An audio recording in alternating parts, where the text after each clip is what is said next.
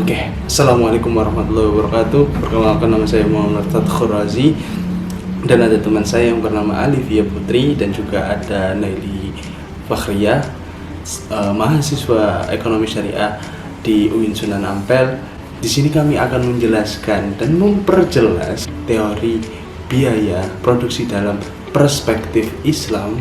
Dan juga nanti ada teman saya yang bernama Vira, salah satu mahasiswa ekonomi syariah juga di UIN Sunan Ampel yang sudah memiliki usaha, bisnis dan juga sudah menjadi entrepreneur yang akan berbagi cerita, pengalaman dan juga ilmu mengenai usaha dia, dan juga akan berbagi bagaimana sih dia menerapkan teori biaya di usaha dia.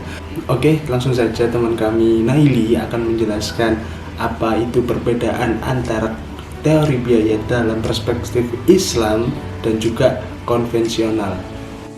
Halo semuanya, di sini aku akan menjelaskan perbedaan teori biaya dalam perspektif Islam dan teori biaya dalam perspektif konvensional. Jadi, ada 6 unsur yang bisa kita gunakan dalam membedakan antara teori biaya dalam perspektif Islam dan teori biaya dalam perspektif konvensional. Yang pertama yaitu sumber daya. Dalam teori biaya Islam, sumber daya merupakan hadiah yang diberikan oleh Allah SWT untuk digunakan secara bijak dan tanggung jawab. Sedangkan dalam teori biaya konvensional, sumber daya dianggap sebagai elemen yang tidak terbatas. Yang kedua yaitu moralitas. Dalam teori biaya Islam, bisnis harus dilakukan secara terhormat tanpa merugikan orang lain. Artinya, dalam penerapan bisnis tersebut harus menggunakan moralitas dan etika. Sedangkan dalam teori biaya konvensional, moralitas dan etika selalu diabaikan hanya untuk keuntungan bisnis. Yang ketiga yaitu pengaturan harga. Dalam teori biaya Islam, harga ditentukan atas asas keadilan. Sedangkan dalam teori biaya konvensional, harga ditentukan atas demand and supply. Yang keempat yaitu riba. Seperti yang kita ketahui, riba merupakan salah satu hal yang dilarang dalam agama. Oleh karena itu, dalam teori biaya Islam, riba atau bunga tidak dianggap sebagai biaya produktif, sedangkan dalam teori biaya konvensional, bunga atau riba diterima oleh pihak kreditur. Yang kelima yaitu konsep kepemilikan. Konsep kepemilikan dalam Islam berbeda dengan konsep kepemilikan dalam konvensional. Jadi dalam teori biaya Islam ini, konsep kepemilikan tidak terbatas pada individu atau kelompok tertentu, tetapi pada tanggung jawab sosial dan kewajiban untuk membantu sesama. Dan yang terakhir yaitu tujuan.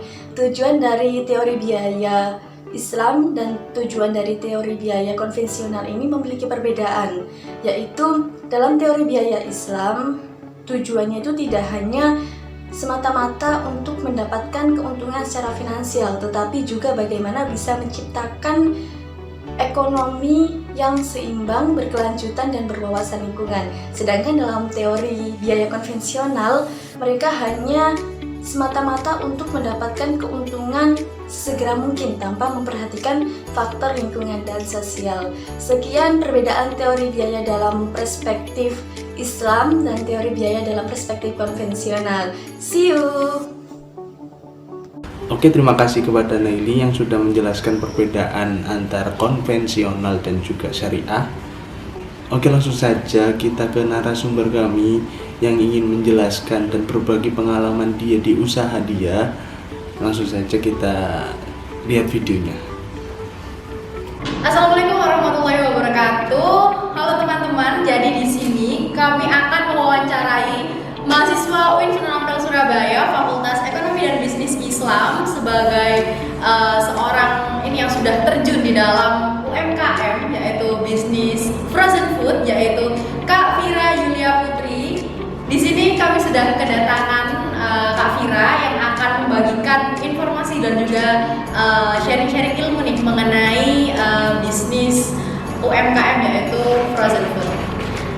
Jadi yang pertama Kak Vira bisa memperkenalkan diri terlebih dahulu dan juga menjelaskan secara singkat nih mengenai bisnisnya dan kapan Kak Vira itu mulai bisnis frozen food ini. Oke, perkenalkan, nama saya Vira Yulia Putri Arianti. Saya memiliki bisnis di bidang frozen food Saya mendirikan frozen food ini sebenarnya dengan ketidaksengajaan mungkin karena di awal 2019 lalu itu bisa kita ingat lagi ya bahwa ada pandemi COVID-19 yang dimana semua anak-anak sekolah diliburkan secara total dengan jangka waktu panjang. Di saat itu awalnya tidak sengaja bikin jajan yang namanya itu corn dog mozzarella. Di tahun 2019 itu masih jarang banget di Indonesia itu yang jualan makanan corn dog mozzarella yang biasanya kita lihat di drakor seperti itu. Dengan ketidaksengajaan saya waktu itu kayak karena memang passion dan hobi saya itu ada di dunia masak, saya nggak sengaja buat lewat lihat tutorial lewat YouTube. Lalu waktu itu saya bikin jajanan tersebut tuh emang kayak agak banyak. Akhirnya karena saya bingung siapa yang makan, saya bagiin ke tetangga.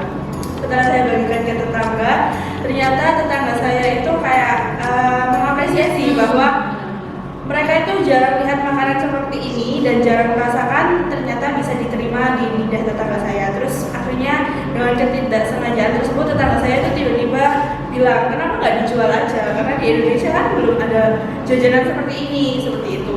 Terus akhirnya dengan saya berpikir, oh iya sih emang kalau di Indonesia kan masih belum banyak nih dan masih yang awam juga dengan makanan ini. Jadi di awal 2019 itu sekitar bulan Maret atau April itu saat saya libur pondok itu masih ini ya, pandemi masih belum total diliburkan. Kita masih kayak banyak rumah-rumah yang kayak masih boleh sekolah dan lain, tetapi dari pihak pondok saya itu udah boleh diliburkan.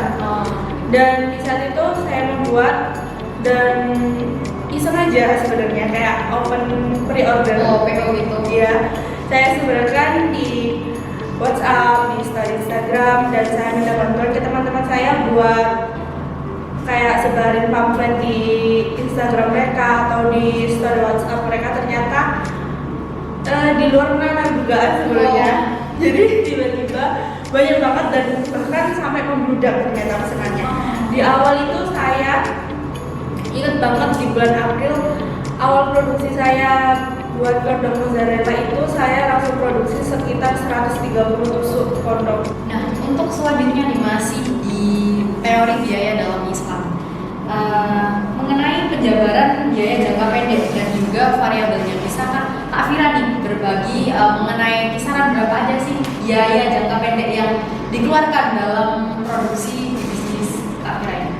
Untuk variabel jangka pendek mungkin biaya pokok operasional yang selalu kita keluarkan setiap bulannya mungkin yang bisa kita lihat nih, air, listrik, wifi seperti itu, dan barang-barang produksi yang sekiranya kita sudah patenkan setiap bulannya. Seperti air itu biasanya kita pengeluarannya kisaran paling mahal 150 untuk per bulan, dan kalau untuk listrik itu mungkin lebih besar ya karena memang listrik kan digunakan untuk freezer dan itu jumlahnya juga sangat banyak. Jadi pengeluaran listrik itu mungkin satu bulannya bisa sekitaran 1.500.000 hingga 2 juta. Terus kalau untuk wifi itu sekitar mungkin karena yang pakai hanya teman-teman dari pegawai dan mungkin kalau kita waktu menyediakan online karena kita kan jarang membuka akses untuk online. Kecuali kalau kita memang ada event atau kita ada maksimal yang harus kita kejar targetnya, kita baru membuka lewat online. Jadi itu mungkin kalau wifi hanya sekitar 320.000 per bulan.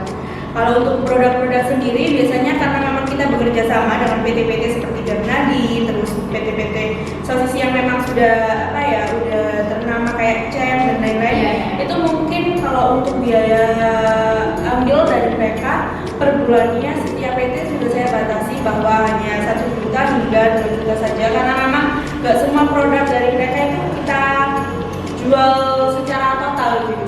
Jadi kita batasi kayak per bulannya kita hanya ambil nugget berapa kardus dan sosis berapa kardus seperti itu.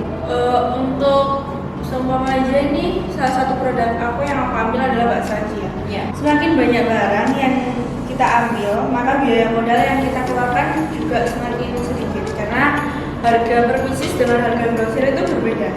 Jadi kalau kita produksi semakin banyak, maka jumlah modal yang kita keluarkan itu berbeda dengan produk yang jumlah kita itu sedikit. Ya, jadi semakin banyak bahan baku yang kita ambil itu harga bahan modalnya juga semakin sedikit. Jadi harganya itu jelas berbeda dan keuntungan yang kita dapat itu juga berbeda. Jadi kita lebih cenderung suka produksi dengan jumlah yang banyak daripada kita produksi dengan jumlah yang standarnya pada awalnya kayak sedikit. Jadi itulah teman-teman mengenai banyak sekali lah pembelajaran dan juga informasi penting mengenai Kak Vira yang sudah mulai usahanya dari 2019 dan kini udah 2023, dan Kak Vira udah konsisten menjalani bisnis itu bergelut dengan bisnis frozen food hingga saat ini. Ya, terima kasih Kak Vira sudah mau bincang-bincang nih dengan kita untuk memberikan informasi mengenai bisnis frozen food. Wah, terima kasih kepada Kak Vira yang sudah berbagi pengalamannya, ilmunya tentang usaha dia. Dan sekarang tugas saya adalah untuk menjelaskan tentang fungsi biaya. Oke, sebelumnya saya akan menjelaskan apa sih biaya produksi itu. Jadi lebih simpelnya itu seperti kayak seluruh biaya yang dikeluarkan oleh perusahaan untuk memproduksi sebuah barang. Oke, jadi mengapa kita tuh harus belajar teori biaya ini? Jadi sebagai pengusaha atau perusahaan itu dituntut untuk menghasilkan sebuah produk yang memiliki nilai yang tinggi dengan harga yang kompetitif. Jadi salah satu unsur yang harus kita perhatikan adalah bagaimana kita menganalisis biaya produksi. Dalam analisis biaya itu dibagi menjadi dua. Yang pertama biaya jangka pendek dan biaya jangka panjang. Untuk biaya jangka pendek itu ada faktor yang mana itu tidak dapat dirubah. Bisa dalam bentuk harian, bulanan, dan lain sebagainya.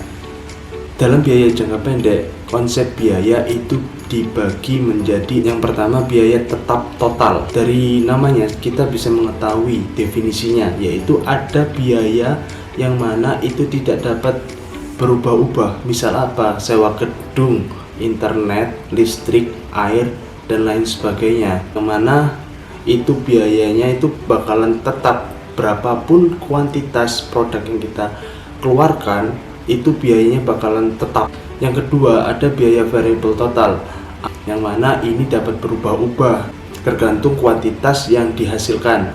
Misal apa? Bahan baku, tenaga kerja. Jadi ketika kita memproduksi barang dengan jumlah yang berbeda, maka bahan bakunya juga bakalan berbeda dan tenaga kerjanya juga bakalan berbeda. Yang ketiga yaitu biaya total atau total cost, yang mana ini adalah penjumlahan antara variable cost dan fixed cost. Rumusnya adalah variable cost ditambah fixed cost. Yang keempat adalah biaya marginal. Biaya marginal yaitu berapa besar perubahan biaya total yang dikeluarkan perusahaan apabila jumlah output yang diproduksi berubah 1 unit.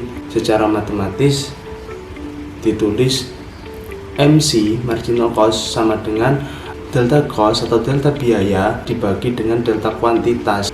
Yang kelima adalah biaya tetap rata-rata. Untuk mengetahui berapa biaya tetap yang dikeluarkan perusahaan untuk mengeluarkan satu produk. Misalnya seperti ini, perusahaan A mengeluarkan biaya tetap 1 juta dan menghasilkan produk sebanyak 1000. Nah, untuk mengetahui berapa biaya tetap yang dikeluarkan untuk satu produk, itu caranya 1 juta dibagi 1000, yaitu berapa? 1000. Jadi perusahaan mengeluarkan biaya tetap Rp1.000 untuk satu produk. Yang keenam, biaya variabel rata-rata, yaitu untuk mengetahui berapa biaya variabel yang dikeluarkan perusahaan untuk mengeluarkan dan satu produknya itu berapa. Nah, sama seperti tadi caranya, biaya variabel dibagi dengan kuantitas barang tersebut yang dikeluarkan. Yang ketujuh adalah biaya rata-rata. Nah, biaya rata-rata ini adalah untuk mengetahui berapa biaya yang dikeluarkan oleh perusahaan dalam satu produk. Misal tadi kan kita anggap saja variable cost-nya 1.500.000. Nah, fixed cost-nya 1 juta, 2.500.000. Itu untuk mengeluarkan berapa? 1.000 produk.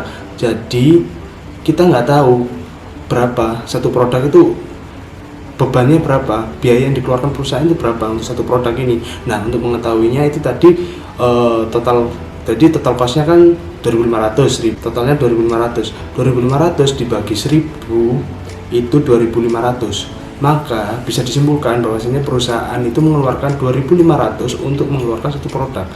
Dan sekarang biaya jangka panjang. Dalam biaya jangka panjang, produsen itu bisa mengubah jumlah semua input yang digunakan sehingga tidak ada input yang tetap.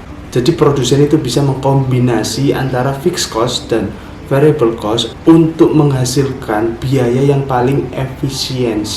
Dari informasi yang kami dapatkan setelah interview Vira, kami juga sudah menghitung dalam teori biaya. Jadi ini adalah informasi yang sudah kami dapatkan. Ini jadi kami itu membuat data analisis buat produksi dalam waktu sehari.